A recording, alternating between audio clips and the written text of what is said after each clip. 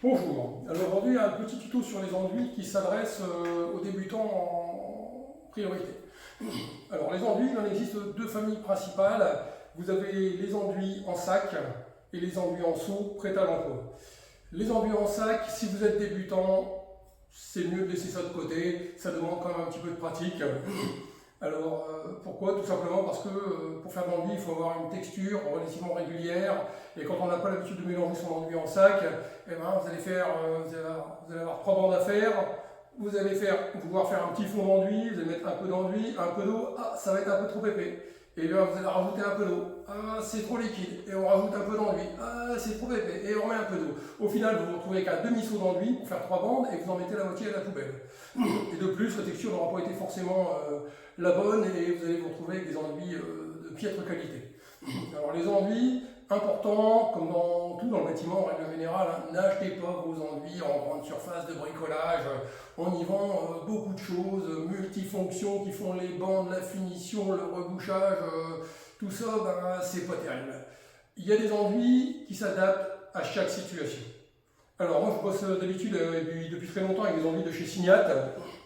J'en suis très satisfait. Il existe plein d'autres grandes marques qui font les propres enduits qui sont de qualité équivalente. Je ne vais pas les citer, mais bon, Placo, Knauf, etc. font de très belles choses en enduit. Chez Signat, on a trois types d'enduits que j'utilise.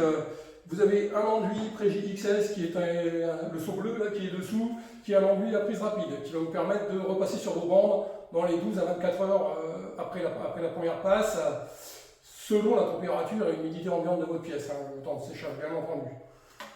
Le Pré-JS, c'est celui que j'utilise le plus, c'est un enduit prise normale, il a l'avantage d'être un petit peu plus fluide et plus facile à étaler que le Prégide XS qui est en seau bleu, mais il va mettre un peu plus de temps à sécher. On est sur un doublage des bandes entre 24 et 48 heures. Alors c'est pas du tout adapté aux petits chantiers, quand on a besoin de repasser relativement vite sur les bandes, privilégier le seau bleu. Et puis le Pré-JL qui lui est l'enduit de finition. Il est idéal pour les ratissages. Et puis la dernière passe sur les bandes pour avoir une finition tip-top. Il a le gros avantage aussi de pouvoir être mis au rouleau pour ensuite lisser et que les lames soient lisses. Alors aujourd'hui, on va dire que vous êtes débutant, vous n'avez pas forcément le matériel, les rouleaux pour l'enduit, les lames spécifiques pour étaler une grande surface. Je vous montre un petit peu comment je fais un ratissage avec simplement deux petites spatules, une spatule de 25 cm, une petite spatule de 12 pour pouvoir piocher dans le morceau d'enduit. Et vous allez voir, on n'a pas à en mettre des tonnes, hein. Vous allez simplement l'enduit sur toute la largeur de la spatule. Alors, normalement je commence par le haut, hein, mais comme mon escabeau est utilisé pour maintenir mon téléphone qui est en train de filmer, je vais vous montrer sur un petit pan de mur ici.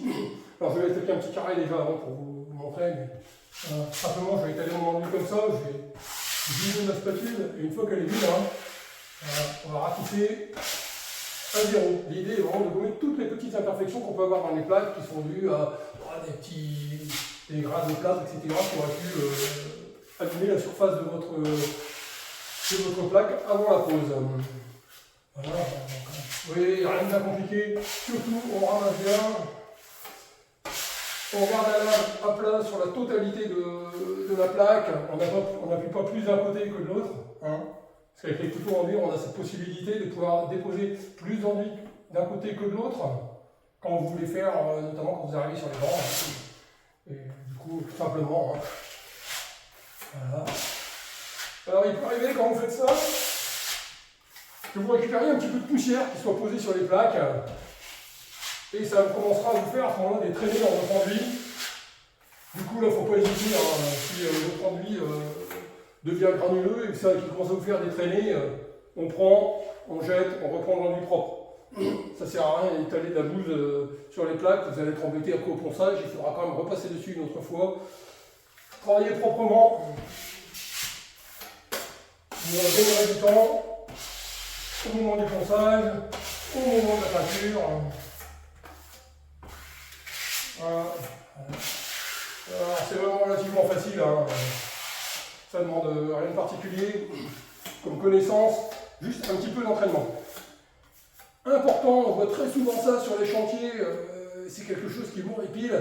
Vous arrivez sur un chantier, il y a des traces de pieds partout sur les plaques de plâtre, parce que les imbéciles s'amusent à marcher sur le placo quand il est posé au sol pour le couper, etc.